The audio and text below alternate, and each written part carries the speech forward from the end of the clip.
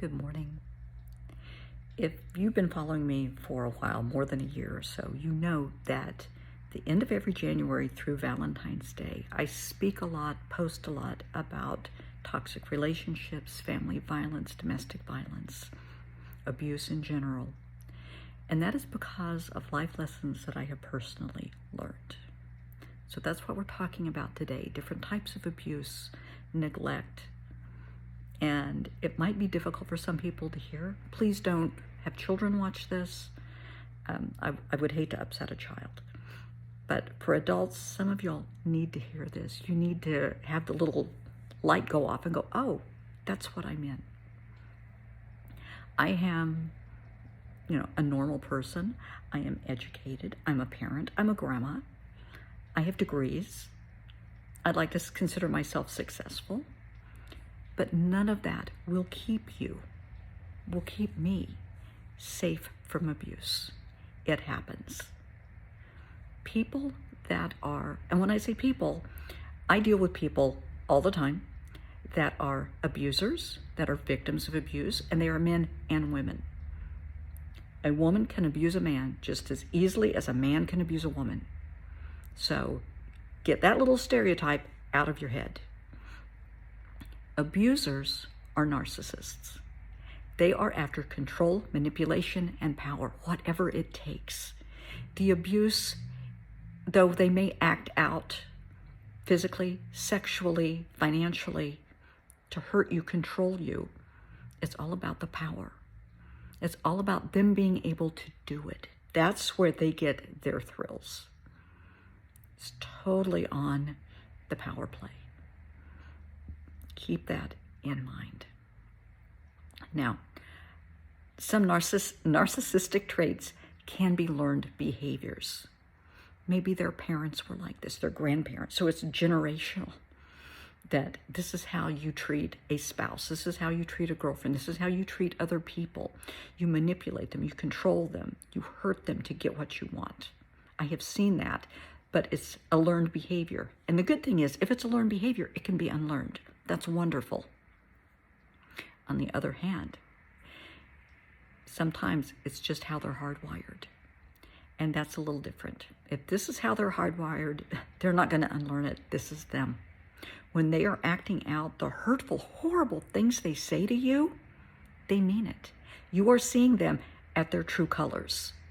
Just because they come back an hour later, a day later, oh, I'm sorry, baby, I didn't mean this. I lost my temper. I was drinking. I was mad. I had a bad day. I don't give a rat's ass. Those words came out of your mouth in those moments. Your filter was turned off and I saw the real you. And that's not happening again.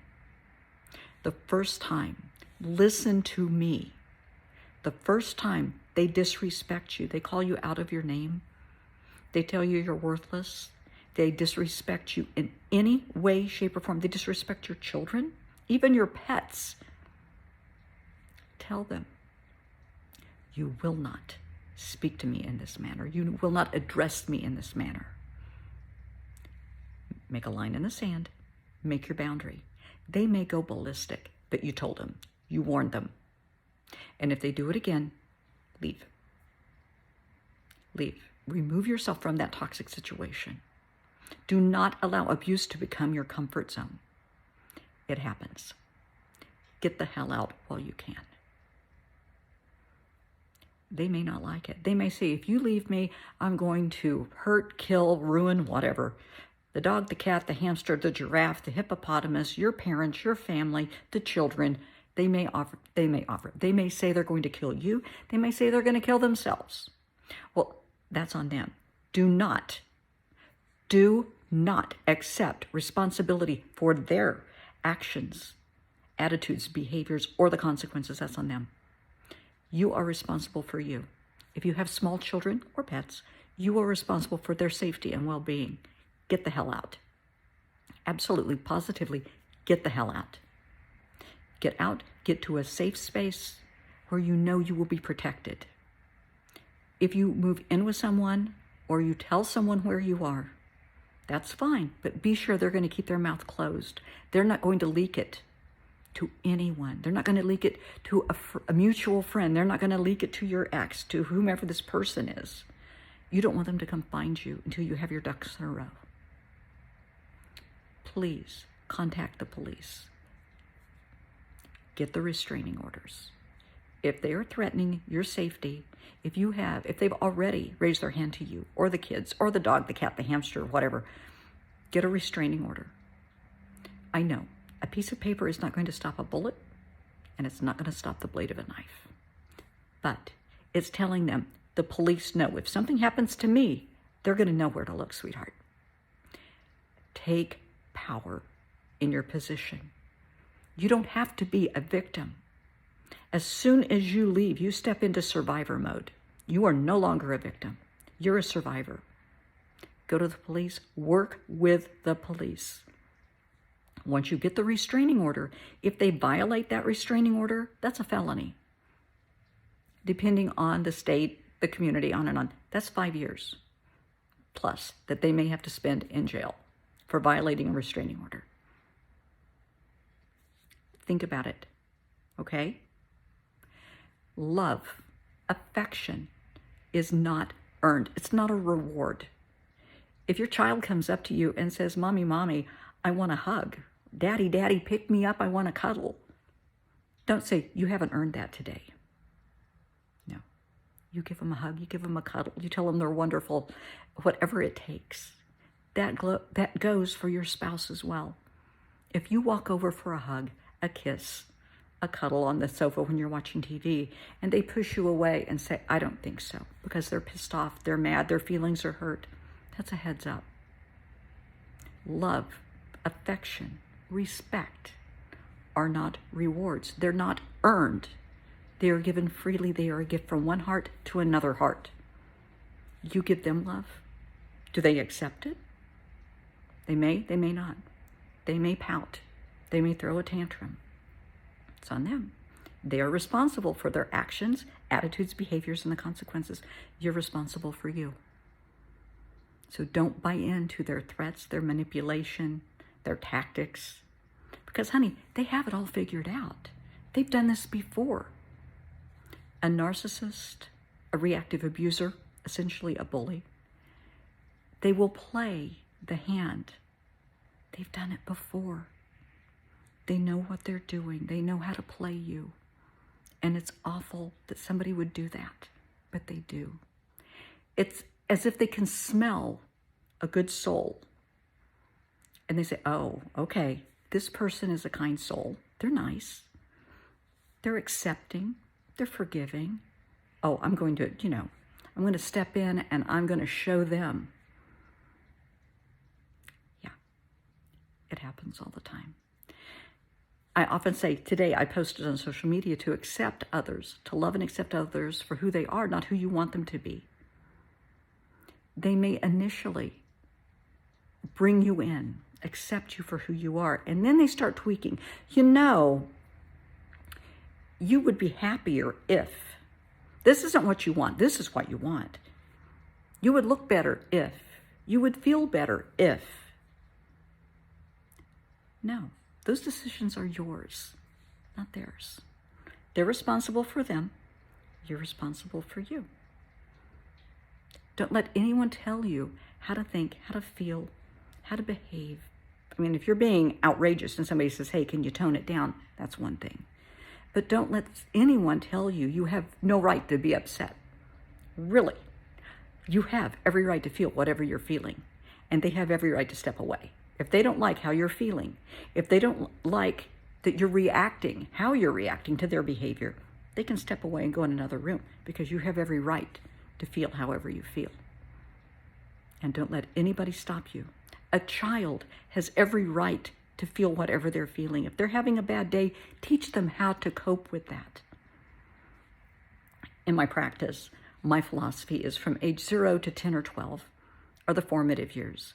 Those are the years a child learn from their environment how to deal with all kinds of stresses, whether it's the death of someone, disappointment, having to move, divorce, whatever it is, including happy things that happen in life. This is when a child is learning, in my family, this is how we deal with XYZ. If that child grows up in a relationship, or in an environment rather, of abuse, a toxic environment of drinking, screaming, yelling, drugs, violence, somebody getting mad and just storming out and being gone for days, by the time they're 6, 7, 8 years old, that's their coping mechanism. Because in their world, that's normal. That's the norm. Honey, that's not normal. As they grow older, like I said, by the time they're like 10 or 12, they're going to start realizing good from bad, what works, what doesn't work. But so often they don't have the strength, the courage, the tools, because they have not been given the tools to go a different path, because this is all they know. Now, I don't believe in casting blame and pointing fingers, but let's look at the parents. Did the parents come from environments like that? Is it a learned behavior? Is it generational? That throughout the families, it's abuse, it's violence, it's drinking, it's drugs, it's going in and out of jail, in and out of rehab. Because if that's the case, it's generational trauma, generational abuse, neglect, abandonment. We have to take all of that into consideration. But you have to be the one to stop the cycle. That's up to you. You have the power to do that. You have the power to say it stops today. No more. Never again. Do that. Be the one to say never again. I'm going to share something that I share it every year, but I don't get very eloquent in this. I might tear up because it hits me here. Many years ago, I'm 64 now. I got married when I was 18. I was a baby. He was 28. I was an idiot. He knew it. I was very naive. This is back in the 70s. So life was different. People were different. I was extremely naive. And I did not realize at the time, but in this gentleman's family, there was a will that said by the time he was 30, he had to be married and have a baby in order to get an inheritance. I had no idea. That wasn't shared to me for quite some time. But he was 28, I was 18, and he wanted to get married. And like an idiot, I said, sure. Huge mistake. A lot of abuse. A lot of emotional abuse, financial abuse, physical abuse. And I was ashamed. I didn't want to go to my parents and tell them they were right. I never should have married him. So I sucked it up best that I could. There were a lot of bruises, a lot of tears, which just made him that much madder. He drank. He was supposed to come home after work. He wouldn't. I learned very quickly to keep my mouth shut. And that's what he wanted. It was about control. He was teaching me he could treat me any way he wanted, and I had to take it. I had to suck it up, or else. Well, I was on the pill because the last thing I wanted was a child. Never bring a child into a toxic relationship. Do not think, oh, well, it'll fix it. Do not put the burden and the responsibility of fixing your marriage, your relationship, on an innocent baby. That's awful. Don't do that. That right there is abuse. That is child abuse right there. If this child is being brought into this world, okay, your job is to fix my relationship. So when he flips out because a child is screaming or yelling, or she doesn't want to be a mom, and the child's crying, has colic, newborns can be very difficult, and they scream in that child's ear, shut the hell up, and it bursts the child's eardrum. Whose fault is that? When they shake the baby to the point of unconsciousness, shaken baby syndrome, death, you put all of that burden on a newborn baby. Did the baby fail? No. The parents failed. So, I got pregnant. I was on the pill. It was totally unexpected. I was worried. I told my family. They were not thrilled. I told him. He was furious. He grabbed me by the throat, threw me up against the wall, said a lot of really bad things. He never brought up terminating the pregnancy. He was just furious. I told his mother. She was pleased. I told his brother, who was an attorney, and he was pleased, but he said, get the hell out before he kills you, because he will. He will kill you. Get out while you can. And I thought, how could you say that? That's your brother. But he was right. He was trying to save me. He was trying to save the baby. Throughout the pregnancy, he was violent. He thought pregnancy was disgusting. I mean, things were just spiraling downhill, and I took it. I kept my mouth shut. I wore a little extra makeup to cover the bruises, and I let it go because I didn't want to be viewed as a failure. I was stupid. Valentine's Day came, and I made a beautiful cake because I'm a very good cook. He came home late, drunk, and high, took the cake, threw it against the wall, and said, who the hell are you to make a cake? And then he got violent. I mean, violent. I ended up in the floor in the fetal position trying to cover my stomach so that I wouldn't miscarry. And then the bleeding started. He refused to take me to the hospital. He said that wasn't his problem. He wasn't the one bleeding. I drove myself. I called my parents from the hospital, and I lost my baby. I still carry that here because to me, I failed her. A little girl I named Claire. She's beautiful. I mean, she was 4 or 5 months gestation, but to me, she was just beautiful and perfect, and I failed her. Had I left, maybe she would have lived. I failed my child. I stayed in the abusive relationship. He was notified that I was hospitalized and what was going on. Did he come to the hospital? No, he did not. He did not care. I was in the hospital for several days. This was back in the 70s. Things are completely different back then. My parents handled everything for me so that I could stay in the hospital and heal.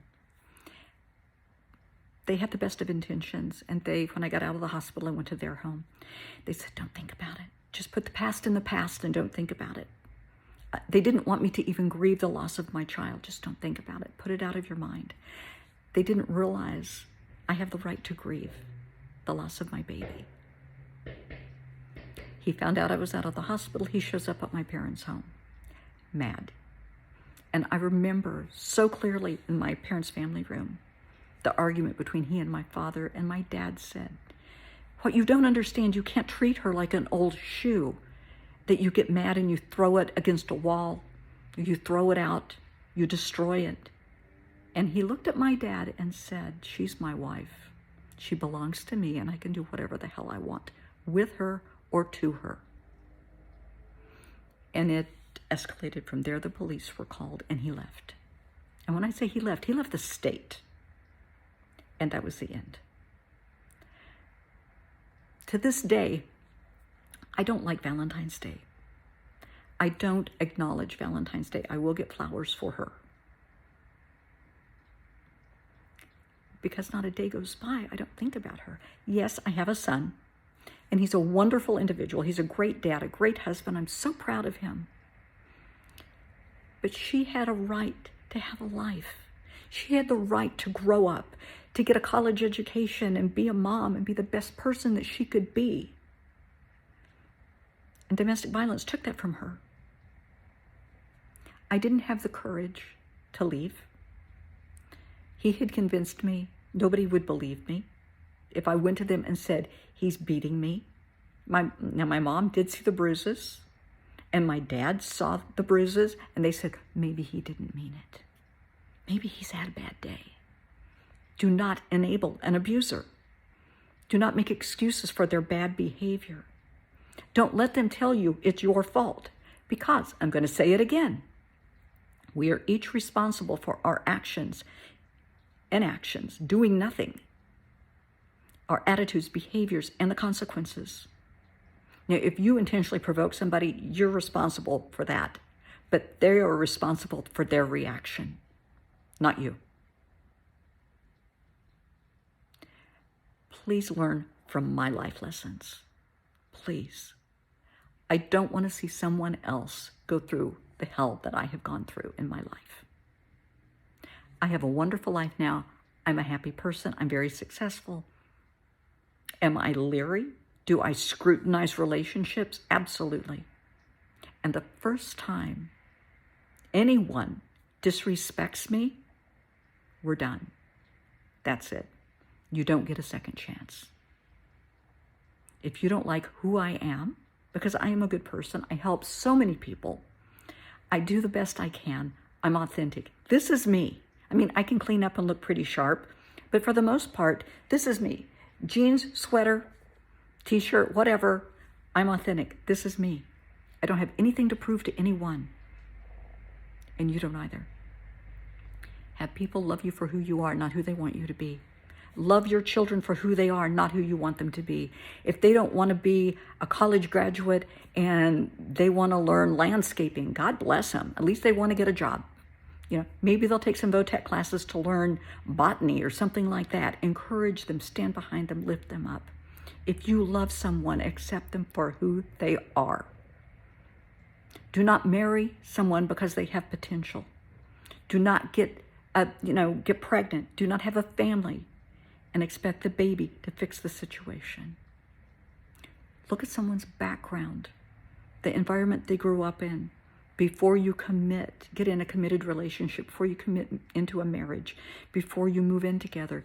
Find out, put the pieces together. Because when they lose their temper and they come at you verbally, physically, that's their true colors. And I don't care how many times they're going to come to you and say, oh, baby, I'm sorry. I lost my temper. I had a bad day. It's my boss's fault. Oh, I talked to so-and-so. You know, they always set me off. You set me off. I don't care. That's that person's true colors. Get out. Love yourself more than you love them. Love your kids more than you love your abuser. Love your dog, your cat, whatever, more than you love your abuser. You are worthy of happiness. I don't care if they tell you, my ex told me I'm old, I'm fat, I'm ugly, nobody's ever going to want you. And for many years I bought that. I believed that. Now I know that's lies. It was manipulation. It was control. It was keeping me under his heels so he could grind me down a little further. Love yourself. Believe in yourself. And build a support system around you that will lift you up through the hard times and keep you focused. Learn from my life lessons.